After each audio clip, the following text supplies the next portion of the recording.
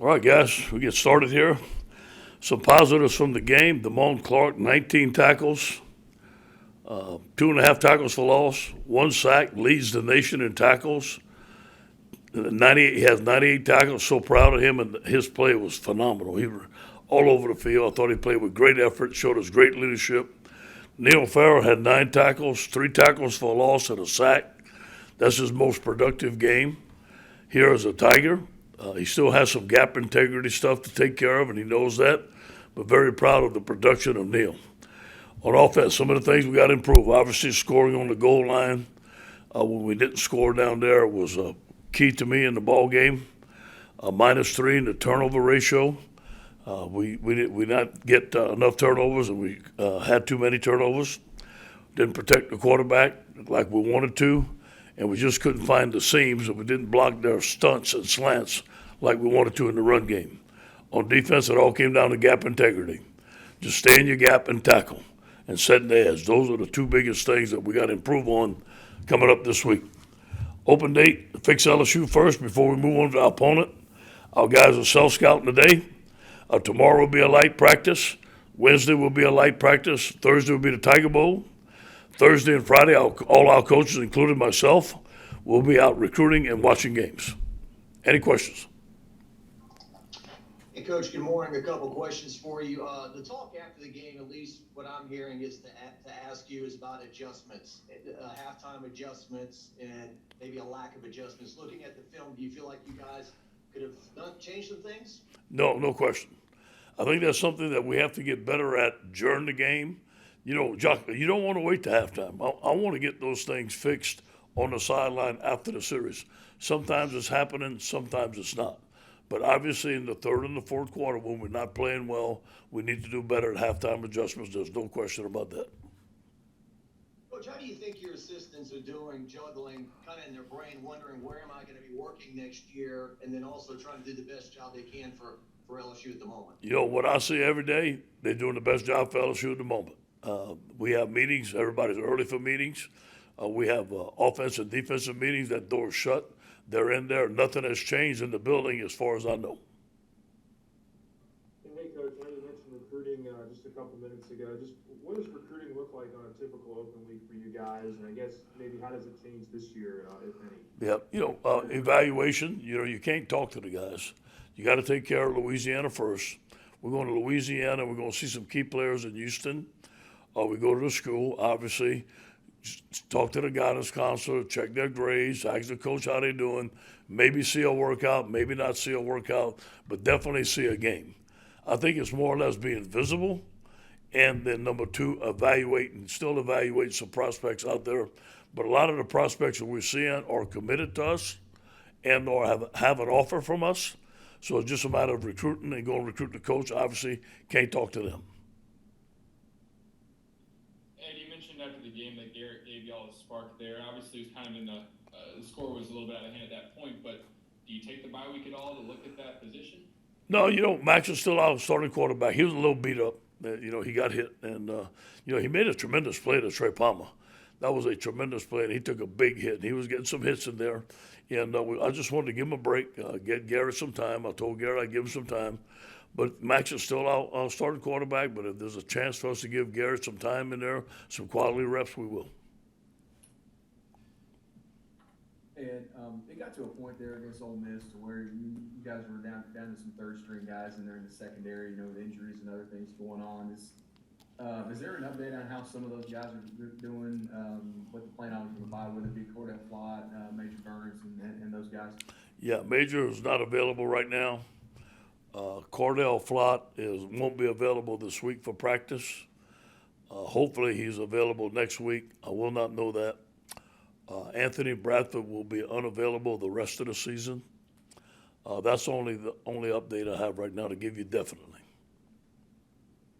Hey, Coach, Steve Moulton, WZZN. I feel like I'm the designated asking about Miles Brennan. How is his rehab coming along, and is there any update on his status? Yeah, he was thrown the other day. I don't expect him back next week. I have not talked to him. Bo hasn't said anything about him practicing. I don't think he's ready to practice right now, and I don't expect him back next week. and I do have one more. You've played both of these teams. They're matching up this week. Just got through with Ole Miss. Ole Miss Auburn. What do you think of that matchup, Coach? Two good football teams. It'll be a good game. Hey, Ed Daniels here. Coach, when the recruits ask you about the future, Yeah. and that's obviously something that's going to come up, sir, what do you tell them? You know, I tell them that I recruited them to come to LSU. LSU is still the same. That I want them to come to LSU. I still think LSU is going to be a great place for them. And I told the athletic director, I'm going to recruit for LSU till the day I'm not here, and probably some after. So I believe in LSU. I've always believed in it, especially when you're a young man from the state of Louisiana. This is the best school for you to come to school at. And I wholeheartedly believe that, and I'm not going to back off of that. Ed, with Anthony Bradford out, we also didn't see Cam Wire at the game. Do you have to take this week to evaluate what you have along the offensive line?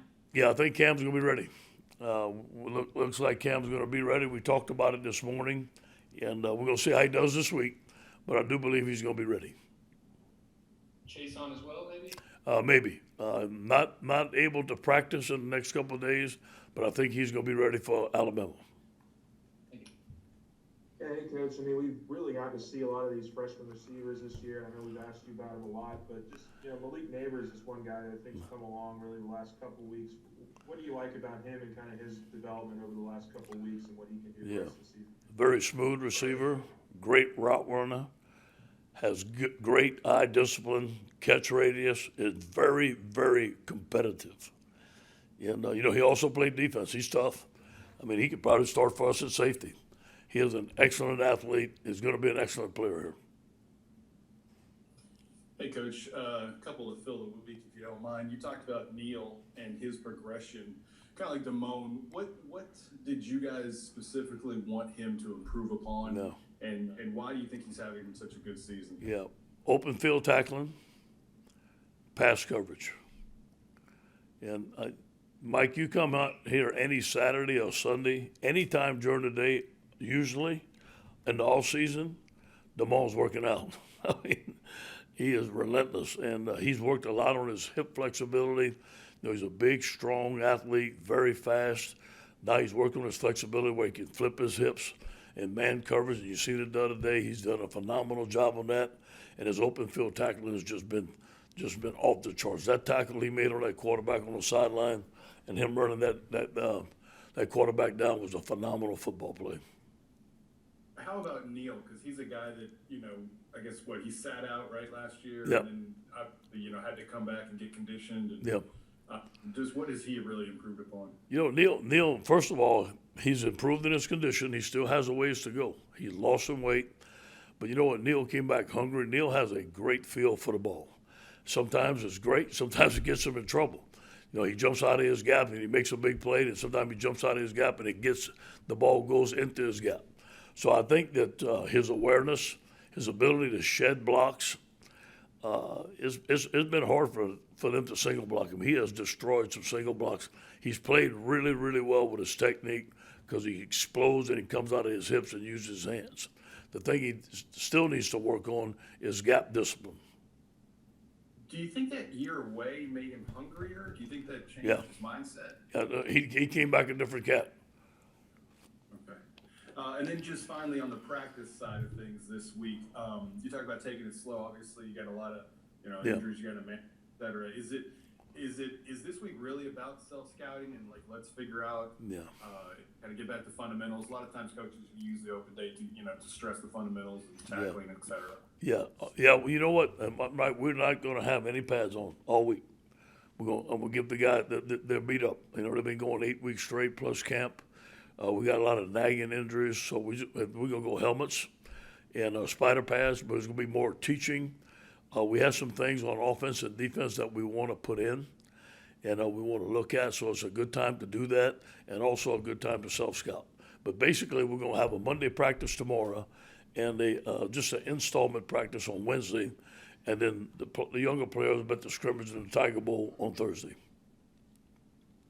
Coach, you mentioned about Alabama earlier. Do you have an early thought on how Alabama looks so far this year? Very good again. I watch them play on TV when we see them, and obviously a very well-coached football team, very, very talented, very disciplined.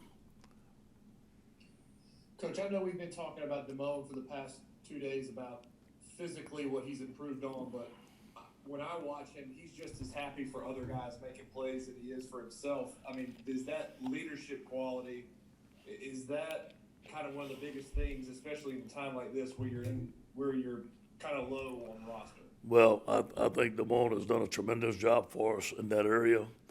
We count on Damone. He's from the Baton Rouge area. He loves LSU.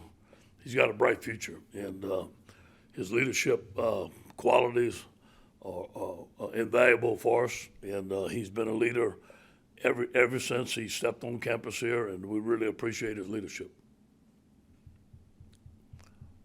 Coach, a lot of talk about Damone today. I'm just curious, what impact has Blake Baker had on him in that regard, and what's it been like to be around Blake as a young assistant coach? What kind of future do you think he has? Yeah, Blake's an outstanding coach, outstanding recruiter. He has a great relationship with his players. I know his players love him. He's a good fundamental coach. He and I went in his interview agreed on how to deliver a blow, how to use your hands, how to lock, peek, and shed. All the things that we teach as defensive linemen that we learned from Pete Jenkins, he was in total agreement with it. He comes from the same family background of coaches that I come from. But the thing that Blake is the most talented at, he knows how to deliver it to his players, and his players believe in him. Thank you.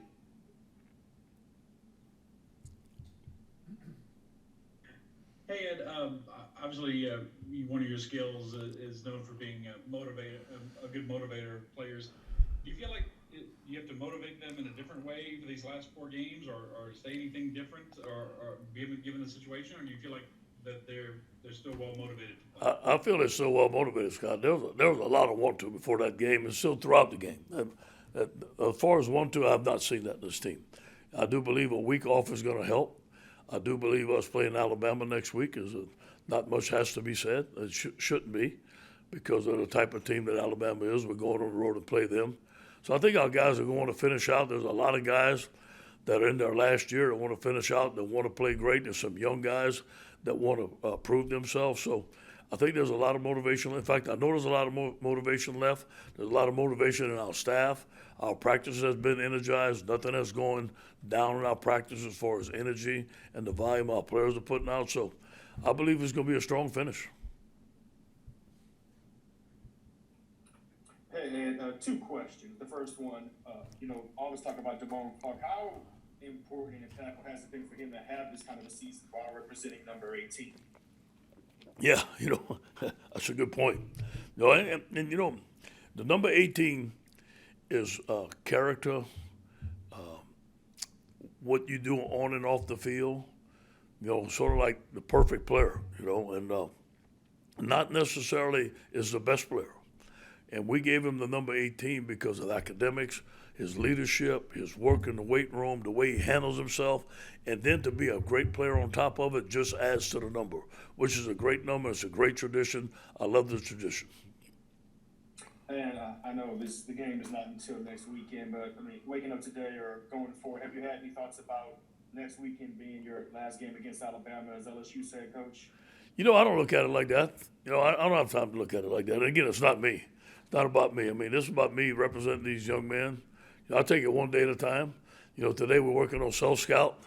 I think I'm going to worry about that when it's all said and done. I'm going to look at it and say, man, it passed by fast, But until then, I'm not even going to think about it. Hey, Ed, just wanted to sneak in here before you go. JaMarr Chase obviously is tearing it up in the NFL, and you saw that firsthand. If you could speak to his skill set and how it's really exploded, and both him and Justin, I guess, have both taken over. I'm just so happy for them. I know how hard they work. I know what type of human beings they are. They're great people. Look at it. Both of them from the state of Louisiana, came to LSU, developed, and they're having a great career in the NFL. Their families are happy. Joe is happy. I'm just so happy for all of them that represent LSU in the state of Louisiana. And then again, these guys poured their heart and their soul out for the state of Louisiana and LSU, and now they're getting in return. And I'm so happy for all of them. Hey, Coach. I noticed that Derrick Jennings has continued to kind of increase his role these past couple of games. I just wanted to know if you could speak on how he has progressed and how you expect him to finish out this season. Yeah, he stepped up. He saw an opportunity, and he competed. And there was who was going to be the next guy. And without verbally saying it, he went out there to practice and proved every day that he was going to be the next guy. And he's turned out to be a guy that we can count on. He's always been that. But now he's getting more balls. He's getting significant balls that maybe Kayshawn might have got. And so he's earned his way. And I believe he's going to have a strong finish. Dre's one of our team leaders from Gina, Louisiana. It's a great story. Thank you, Coach. Hey, guys, go Tigers.